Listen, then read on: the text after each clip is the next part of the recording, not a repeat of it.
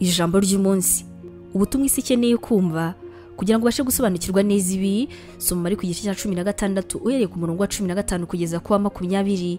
Reka dutekereze ko muri aka kanya nkubajije ni ubutumwa bw'itorero n'iki bugamije. Ese wansubiza gute? Nubwo itorero rishobora gusohoza imirimo myinshi, ariko ubutumwa bwonyine ku isi ni ubutumwa bwiza bwa Kristo. Ibindi byose dukora ni ukwagura, ariko kandi iyo niyo ntego yibanze. Ubutumwa bwiza dutanga buruta cyane kuri filozofiya y'isi, kuko ubutumwa dutanga atari ubutumwa buba bukeneye gukosorwa kuko bushaje. Buri gihe biragije kugira ngo uzi ibyifuzo by'abantu ndetse n'iby'Imana.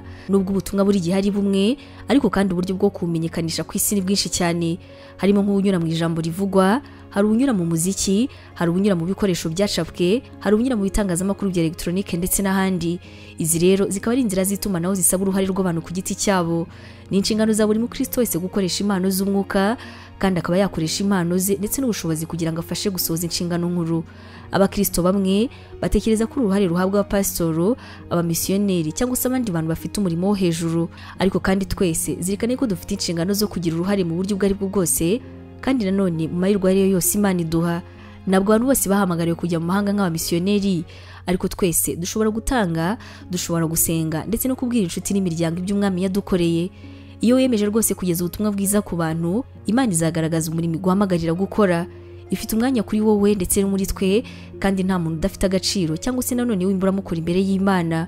Impamvu yonyine yo guhagarika ibi ni ubushobozi dutakaza bwo kubikomeza bikarangira gusa igihe duhamagaye. Ubu butumwa mwabuteguriye kandi mwabugezwagaho na Nemi Evangelical Ministries International, ariyo mu magambo ahinnye izwi nka Nemi.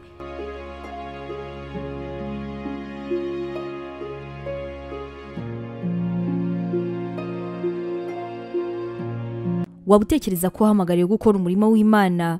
Wifuza inyigisho zacu se zisohoka buri munsi kandi zagufasha mu buzima bwawe, zikagukomeza mu bibazo? Wumva wifuza kwiga teolojiya ukamenya ijambo ry'Imana, intwaro yagufasha mu buzima? Duhereye kuri iki kibazo cya nyuma, niba igisubizo cyawe ari yego, ngufitiye inkuru nziza cyane. Tugufitiye ishuri rya teolojiya kandi wigira ku buntu. Mu ishuri ryacu harimo porogaramu zitandukanye izirimo nka pastoral studies, uburyo wakwiga kuba umuvugabutumwa mwiza cyane. Tugira kandi biblical studies, iguha amasomo atandukanye ajyanye na Bibiliya. Dufite kandi Christian counseling, inama za gikristo zigufasha mu buzima bwawe kandi zikagukomeza umutima. Kugira ngo ubashe gusobanukirwa neza ibi, wasura urubuga rwacu ari rwo wa#nemibibleinstitute.com, cyangwa se ukaba watwandikira kuri WhatsApp yacu ari ikimenyetso cyo guteranya 141 232 650 34.